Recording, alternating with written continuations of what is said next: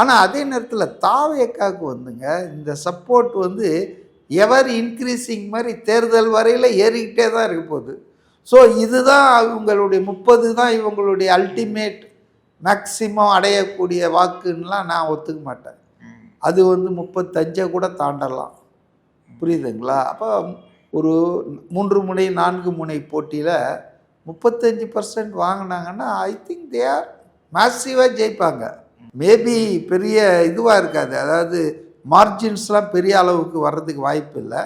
ஆனால் வெற்றி 2 ஓட்டில் ஜெயித்தாலும் வெற்றி தானுங்களே. ரொம்ப நேரோ மார்ஜினில் கூட உங்களுக்கு வெற்றி தானுங்களே. அதனால் வந்துங்க விஜய்க்கு வந்து வாய்ப்புகள் அதிகமாக இருக்குதுன்னு தான் நினைக்கிறேன் இந்த தேதியில். அந்த வாய்ப்புகளை வந்து பயன்படுத்திக்கிற விரும்புகிறாரு. ரெண்டாவது அவருக்கு கேட்ட அந்த விசில் சின்னமே கிடச்சி போச்சு.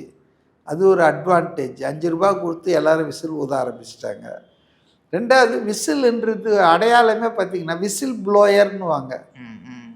இப்போ என்னை வந்து டைம்ஸ் ஆஃப் இந்தியாவில் எனக்கு பென்ஷன் மறுக்கப்பட்ட போது 2G இஷ்யூஸில் சில விஷயங்கள்லாம் நான் பேசினேன், போராட்டம் நடத்தினன்றதுக்காக அன்றைக்கு இருந்த டெலிகாம் மினிஸ்டர்ஸ் தயாநிதி மாறன் இவங்க ராஜாலாம் கொஞ்சம் தலையிட்டு எனக்கு வந்து ஒரு என்கொயரி மாதிரி போட்டு அதை போட்டு இதை போட்டு pending disciplinary proceedings, pension terminal பெனிஃபிட்ஸ்லாம் நிறுத்தி வச்சாங்க.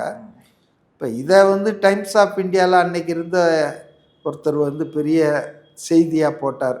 Whistle blower BSNL officer whistle blower is punished அப்படின்னு போட்டார்.